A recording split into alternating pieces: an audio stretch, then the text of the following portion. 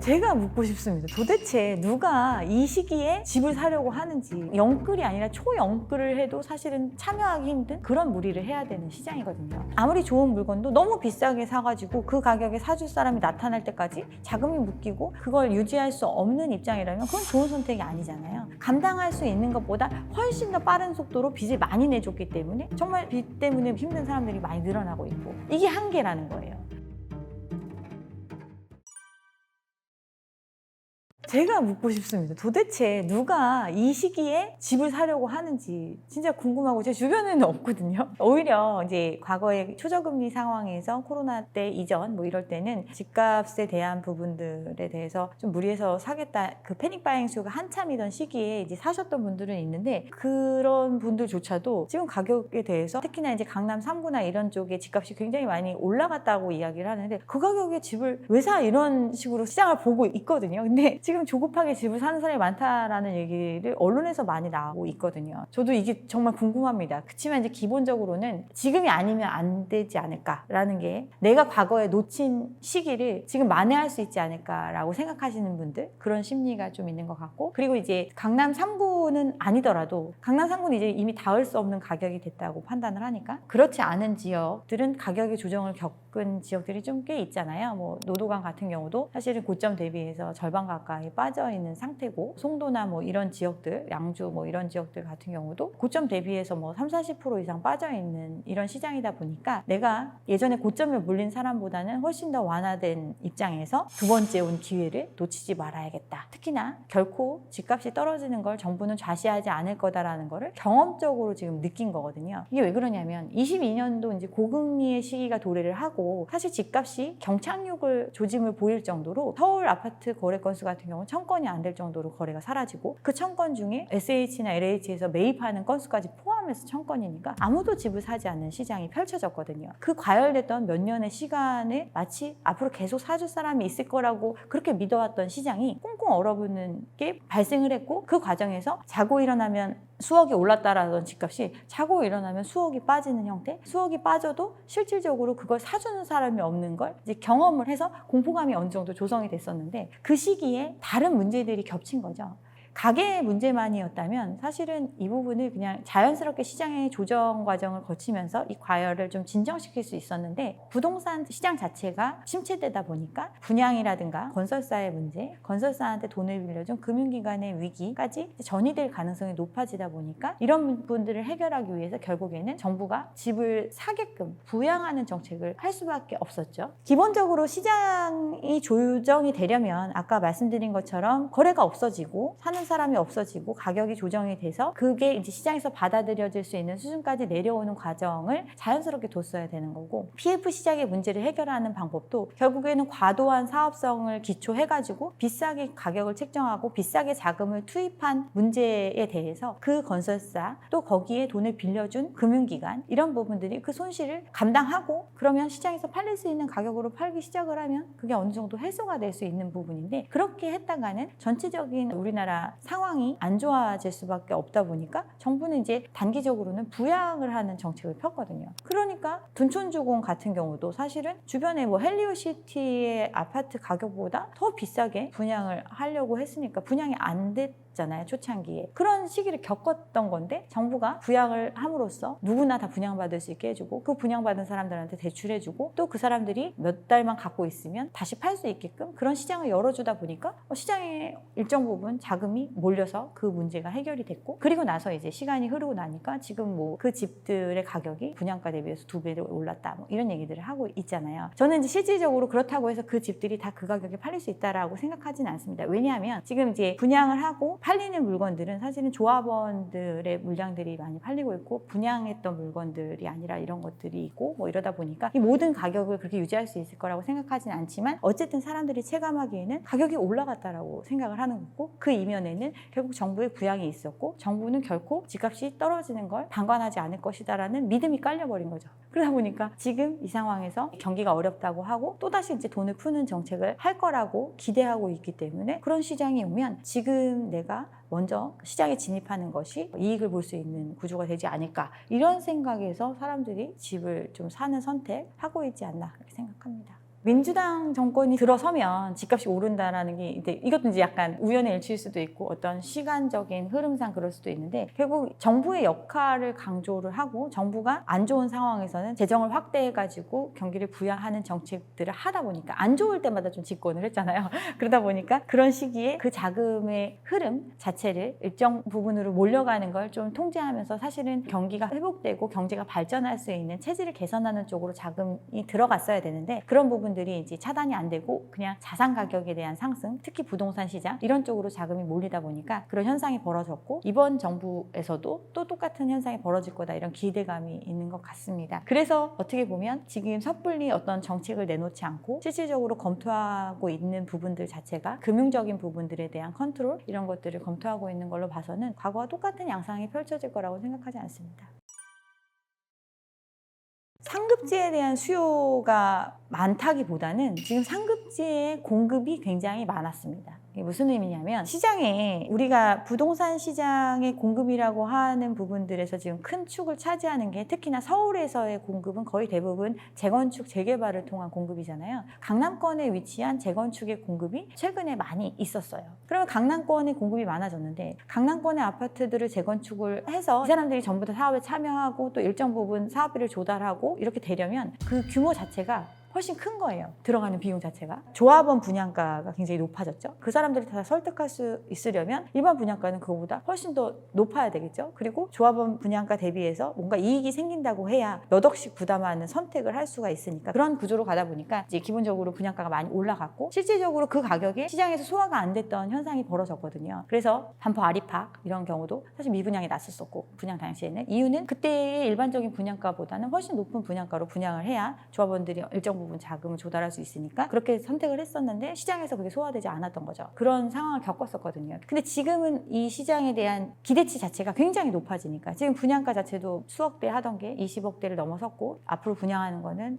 9평형이 뭐 30억 가까이 그 정도 될 거다라고 예상을 하잖아요. 그만큼 이제 가격이 올라간 상태인데 이 가격에서 일정 부분의 프리미엄이 그것도 사람들이 기대하는 정도의 프리미엄, 뭐 로또 수준 이 정도가 되지 않으면 이걸 분양받기 위한 자금으로서 추가적으로 자금이 20억이 있는 사람도 10억을 더 빌려야 되는 상태잖아요. 그러니까 10억을 빌리면 1년에 이자만 하더라도 한 달에 한 400만 원 정도를 부담할 정도로 큰 돈을 투입을 하지 않으면 내 로또를 맞을 수가 없는 구조다 보니까 그 로또의 금액이 어느 정도 확실시되고 일정 부분이 있다라고 해야 사실은 시장에서 이 물건들이 소화될 수 있는 이런 구조다 보니까 상급지에 대한 마케팅이 굉장히 많이 작용을 했다고 볼 수 있습니다. 그러다 보니까 위의 가격은 올라가고 밑에 가격은 사실은 그렇게까지 밑에 시장에 참여하는 사람들은 또 적고 이 상급지에 참여하는 사람들 또한 실질적으로 30억이 있는 사람들이 참여하기 힘든 시장이거든요. 내가 30억이 있다 하더라도 30억의 집을 내 모든 돈을 투입해서 사기가 그런 선택을 하기 쉽지 않잖아요. 그런 선택을 하려면 이 집이 내가 30억에 샀을 때 50억이 된다, 70억이 된다. 그리고 70억이 됐다라는 걸 믿지 않더라도 최소한 50억에 팔리겠지. 70억에 팔렸으니까. 이런 것들에 대한 확신이 있지 않으면 이 시장의 물건들은 소화되기가 어렵거든요. 근데 계속해서 꾸준히 공급이 됐고 그러면서 이제 어느 정도 흘러갔는데 이걸 사람들은 일확천금의 기회로 생각을 하는 거죠. 그래서 사실은 20억이 없는 사람조차도 이 시장에 뛰어들고 싶어 하는 거죠. 왜? 평생을 벌어도 벌 수 없는 돈을 이 집을 내가 분양받으면 벌 수 있을 거라고 생각을 하니까. 그래서 제가 이제 주변에 어떤 분이 계셨냐면 온 집안의 분란을 만드는 거예요. 30대인데 소득은 둘이 합쳐서 1억 좀 넘겠죠. 그 정도 되시는 분이고 기존에 양쪽 집 적당히 사는 이런 집인데 이걸 너무너무 분양받고 싶으니까 시댁에서 한 4억 정도 해달라고 하고 친정에는 친정 집을 팔아서 우리가 모시고 살 테니까 여기로 들어와서 이 돈을 해달라 이렇게 해서 이제 가점도 맞추고 뭐 이렇게 해가지고 이걸 꼭 분양받겠다 이렇게 이제 얘기를 하는 거예요. 이렇게 됐을 때 형제 자매도 있을 것이고 뭐 많은 저기들이 있고 그 부모들도 이 시장을 굉장히 오랫동안 봐왔던 분들이기 때문에 이건 굉장히 무리한 거다라고 얘기를 하지만 지금 이렇게 무리해서라도 받으면 나는 30억을 벌 수 있는 거고 이 선택을 같이 해주면 그 이익을 같이 할 수 있다 이렇게 이제 주장하시는 분들이 가족에서 이제 분란을 일으키는 이게 사실 제 주변에 진짜 그런 상황이 있거든요. 이런 걸 보면 정말 얼마나 많은 사람들이 이 로또에 참여하기 위해서 무리하고 있는지가 보여지는 거거든요. 시댁에 뭐 4억 5억 보태달라 이런 말 할 수 있는 집이 얼마나 되겠어요. 근데 그런 사람도 어느 정도 여유가 있는 사람이지만 영끌이 아니라 초영끌을 해도 사실은 참여하기 힘든 그것도 원래 시세보다 절반 가격밖에 안 된다는 그 집을 살기 위해서는 그런 무리를 해야 되는 시장이거든요. 이제 이런 것들이 실질적으로 크게 드러나지 않았던 이유는 그동안에 이제 분양 물량이나 이런 것들이 굉장히 순차적으로 조금씩밖에 안 풀리다 보니까 크게 시장에 어떤 사람들이 느낄 정도로 이렇게 알아차려지게 나오진 않았는데, 이제 내년 정도 되면 사실 반포의 입주 물량이 굉장한 트리거가 될 거라고 생각을 합니다. 반포 같은 경우는 워낙 큰 단지이고 일반 분양 물량만 1800세대가 넘죠. 1830세대 정도 되는데 또 다 사람들이 선호한다는 국민평형의 비중이 높거든요. 근데 그게 다 30억이란 말이에요, 하나당. 그러니까 이제 그런 것들을 참여할 수 있는 사람들, 뭐 이런 것들을 생각하면 이제 그게 어떻게 보면 시장에서 정말 돈 많은 사람 많다고 했는데 이게 과연 될 것인가? 이런 것들에 대해서 안 되는 상황이 발생하거나 되는 상황이 발생하더라도 그때의 시장 상황이 어떨지에 따라서 좀 다르겠지만, 거기서 흡수하고 난 다음에 그리고 나서 또 물량이 없는 게 아니라 또 추가적인 물량들이 또 있거든요. 이런 것들이 이제 어떤 대규모 물량의 공급에 의해서 현실적으로 체감되지 않을까. 그러면 그 거품이 어느 정도 신기루였다라는 거를 많은 사람들이 느끼게 되지 않을까 이렇게 생각을 합니다. 왜냐하면 지방의 집값이 상승할 요인이 없다라는 것, 또 한계가 있다라는 거를 알고 있잖아요. 그런데 결국 자산이 있는 사람들은 그러면 내 자식은 서울에 가서 살 거고 그런 능력이 되잖아요. 내가 충분히 난 살 수 있는 능력이 되니까 그런 사람들이 여기를 갖고 있는 것보다는 여기는 그냥 전세 살아도 주변에 뭐 신축 아파트, 좋은 최고급 아파트들이 많이 지어져 있으니까 근데 가서 살면 되는 거고, 결국 소유를 하는 것에는 강남 3구를 소유해야 되는 게 아닌가 이런 생각으로 수요가 좀 몰리는 것 같아요. 이렇게 생각을 하는데, 기본적으로 그런 부자들이 지방에 엄청 많다 또 이렇게 얘기들 하시는데, 우리나라 상위 1%의 부자들의 분포를 보면 70% 이상이 수도권에 계시거든요. 그러니까 그들이 뭐 전부 다 올라온다 하더라도 사실은 지금 말한 것처럼 막 시장이 엄청 뜨거워질 수 있는 정도의 동력이 되지는 못한다고 생각을 하고, 오히려 강남 3구면은 굉장히 넓은 면적이잖아요. 서울에서도 강남 3구에 안 좋은 아파트가 없잖아요. 그리고 거의 대부분 재건축이나 이런 걸 통해서 신축으로 거듭났고, 더 먼저 진행됐던 곳들은 이제 낡아가면서 여전히 그 자리를 지키고 있거든요. 물량들이 이미 굉장히 많이 있는 상태고, 또 강남 3구에 버금가는 신흥 지역들이 많이 부상하고 있잖아요. 예를 들면 전통적으로 성수, 서울숲 인근에 주상복합들 큰 평형 위주의 고급 단지들이 여전히 많이 있고, 또 주변에 또 재건축하는 단지들도 있고, 또 용산 쪽도 사실은 굉장히 정부가 중점적으로 개발하는 지역이다 보니까 그쪽에도 또 많은 공급 물량들이 예정되어 있고, 한남 같은 경우도 거기도 이제 또 많은 대규모 물량들이 들어오는 구조.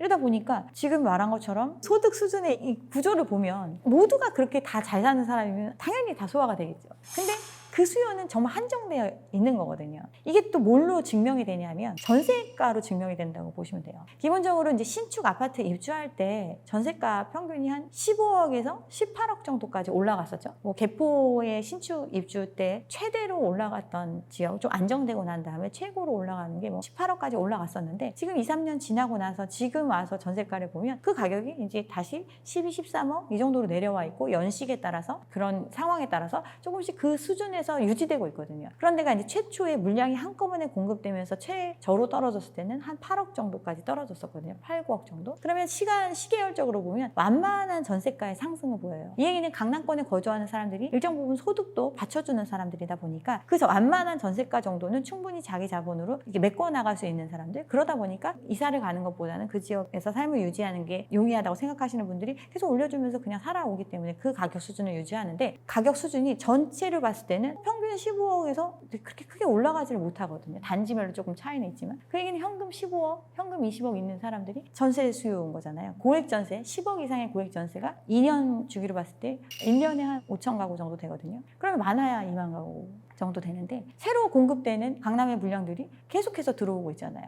기존의 집들도 그 정도의 전세금을 채워주지 않으면 이제 유지를 하거나 처분을 하거나 뭐 이런 선택을 해야 되는 입장이다 보니까 수요는 여기로 갔다가 저기로 갔다가 옮겨 다니고 그냥 한정적이지, 그 시장에 신규로 진입할 수 있는 사람들은 많지 않은 거예요. 그러니까 전세값 자체가 그런 식으로 형성이 되다 보니까 전세가율 자체가 많이 떨어지죠. 전세가율이 많이 떨어진다는 거는 전세라는 레버리지를 활용하고 나머지 자금, 투여해야 되는 자금이 훨씬 더 많아진 거죠. 그러면 그 시장에 참여할 수 있는 사람이 엄청나게 늘어날 수 있는 구조냐. 그런 걸 생각해 보면 강남의 집값이 정말 괜찮을 수 있을까? 그렇지 않다고 생각을 합니다. 네.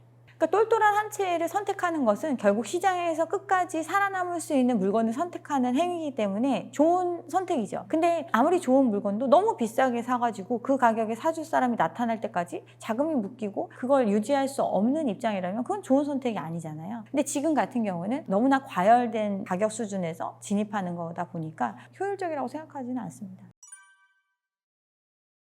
우리나라 가계부채 문제가 심각하다라고 얘기했던 게 2014년도에 1000조를 넘었을 때 그런 얘기를 했었는데 2024년도에 2000조 가까이로 늘어났죠. 거의 10년 안에 1000조, 2배 가까이 늘어났는데 이 늘어난 정도가 어느 정도냐면 가계부채로 우리가 계산되는 부분 그게 한 1900조 정도 되고 그거 말고 가계와 동일시되는 자영업자 대출 즉 자영업을 하는 사람들은 거의 개인이잖아요. 개인이 대출을 받는 경우들이라고 볼 수 있으니까 그 부채도 굉장히 많이 늘어나서 그게 한 1100조 정도 돼요. 거기에 집을 유지하고 집을 소유하기 위해서 전세 보증금을 많이 활용을 하는데 그 부분의 규모도 1000조 정도 돼요. 그러면 3000조 가까운 돈이 이제 부채로 쌓여 있다라는 의미인데 그것도 개별 가계가 지고 있는 빚이 그 정도 규모인 거거든요. 그러니까 심각한 거죠. 이게 GDP 대비해서 2배가 넘어가는 수준이니까 즉 벌어들이는 것보다 빚이 2배 많은 상태다. 뭐 이렇게 볼 수 있는 거죠. 그러면 이걸 갚아낼 수가 없는 정도. 그래서 한계 상황이라고 얘기를 하는 건데 사람들이 이제 그 심각성을 크게 이제 느끼지를 못하는 게 굉장히 많이 유예를 해주기도 했고 또 실질적으로 집값이 올라간다라는 믿음이 있고 이 집을 처분하면 이 빚을 모두 청산할 수 있을 거다라는 기대가 있기 때문에 지금 삶이 힘들어도 근근히 버텨내고 있는 거죠. 그리고 영끌이 확산되고 또 어떻게 보면 패닉바잉도 참여되고 뭐 이랬던 시기에 대부분 소득 수준이 어느 정도 되는 사람들이 똘똘한 한 채에 집중되고 이런 사람들이 빚을 많이 냈단 말이에요. 즉 아무리 힘들어도 그냥 버텨낼 수 있는 사람들도 절대적으로 큰 빚을 지게 만든 시장 그렇게 이제 부채가 확대되어 있는 시장이거든요. 못 버티는 사람들은 이미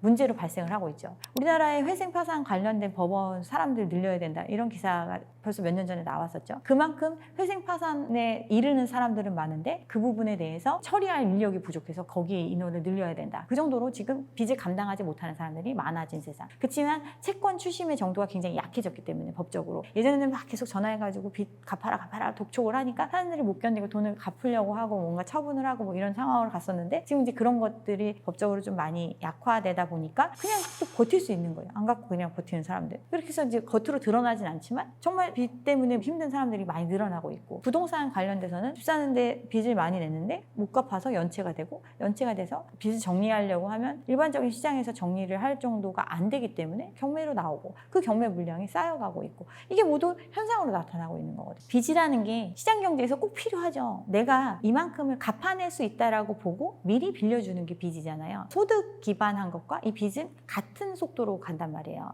근데 이 갭 자체가 굉장히 늘어난 거예요. 빚을 감당할 수 있을 거다라고 생각하는 것만큼만 빚을 내줬으면 부채의 한계 상황이라고 말하지 않는데 감당할 수 있는 것보다 훨씬 더 빠른 속도로 빚을 많이 내줬기 때문에 부채의 한계 상황이고 그걸 감당하지 못하니까 현상으로 벌어지고 있고 실질적으로 연체가 굉장히 급증하고 있고 지금 고금리가 아니고 이제 금리가 내려가고 있는 시점인데도 불구하고 22년도보다 더 많은 연체율이 증가세를 보이고 있고 1금융권 같은 경우도 연체율이 지금 급증하고 있는 상태고 1금융권의 연체율 같은 경우는 0. 몇 프로 이 정도라서 뭐 큰 영향이 없다 이렇게 얘기하시는 분들도 있지만 1금융권의 특성상 그 돈을 빌려 쓸 수 있는 사람들은 굉장히 신용도가 있는 사람들이에요. 그런 사람들조차 연체가 증가하고 있다. 급증하고 있다. 이거 되게 심각한 문제거든요. 그리고 2금융권 같은 경우는 워낙 이제 PF에 대한 연체율 20% 가까이 된다 이런 얘기 있고 그거 말고도 가계 연체율도 5%, 기업의 연체율도 15%. 지금 부채에 대한 연체 증가 속도가 굉장히 무섭거든요. 그만큼 감당할 수 없는 거예요. 이게 한계라는 거예요. 한계의 부채 상황이라는 거를 우리가 당장은 체감하지 못하지만 못 버티는 사람들이 수치적으로 지금 나타나고 있고 급증하고 있다. 이렇게 생각하시면 될 것 같습니다. 연체가 늘어나면 이 연체에 대해서 이게 부실화된 채권이잖아요. 그러니까 부실화된 채권을 은행이 손실을 감수하고 털어내는 작업들을 합니다. 지금 이제 1금융권 같은 경우 연체율이 0.36% 정도 되는데 좀 증가를 했는데 이게 굉장히 이례적인 현상이에요. 왜냐하면 보통은 연초에 그동안 이제 작년에 연체됐던 부분들을 부실 채권으로 분류를 해서 털어내는 작업을 연초에 한단 말이에요. 상반기에. 그렇게 했는데도 불구하고 연체율이 늘어난 거예요. 그 얘기는 이미 문제가 발생한 것 말고도 추가적인 문제가 계속 발생하고 있다라는 의미거든요. 그만큼 부채의 연체 문제가 이제 심각하고, 그러면 건전성이라는 걸 유지를 해야 은행들뿐 아니라 금융권들은 자기들이 돈을 빌려줄 수 있는 여력이라든가 이런 것들을 계속 유지해 갈 수 있는데, 그걸 하기 위해서 대손충당금을 쌓고 손실에 대한 흡수 능력을 키우는 거거든요. 지금 문제가 발생한 것들을 털어내는 작업들을 하고 있고, 1금융권 같은 경우는 예전에 우리가 리먼 브라더스 사태 이후에 금융위기를 겪은 이후에 굉장히 제도적으로 많이 강화가 되다 보니까 당장 문제가 발생하진 않고 계속 어느 정도 흡수해 가고 있는 상태인데, 2금융권 같은 경우는 이제 이런 부분들이 조금은 위기의 상황에 있는 그런 저축은행들, 이런 게 좀 많이 지금 있습니다. 뭐 예를 들면 부실채권 비율 같은 경우도 자산 규모가 큰 5대 은행도 벌써 이제 10%가 넘어가는 저축은행들이 있고, 금융지주의 자회사격으로 있는 저축은행들 사이에서도 뭐 NH 같은 경우는 NPL 비율이 뭐 13% 정도? 10%가 넘어간다는 건 굉장히 큰 거거든요. 그리고 20% 넘어가는 은행들 지금 굉장히 많이 있고, 사실 이 문제들이 결국에는 부실채권을 정리하고, 은행업을 계속 영위를 하려면 이 손실을 흡수하고 정리하는 자정 능력이 있어야지 유지를 할 수 있잖아요. 그래서 이제 이런 부분들에 대해서 계속 지적을 하고 있고, 지금 연체율 같은 경우 9% 정도 됐는데 연내까지 6%대로 맞추라고 금감원에서 이번에 지시를 했잖아요. 6%까지 맞추려면 결국 또 지금 말씀드린 것처럼 갖고 있는 여력으로 부실화된 채권을 정리하는 작업들, 또 부실화될 가능성이 높은 연체가 많이 되고 있는 PF 사업들을 공매를 통해서 정리하는 것, 이런 것들을 이제 계속 하고 있는 상태. 근데 이제 이걸 잘 해내면 살아남는 거고, 못하면 없어지겠죠.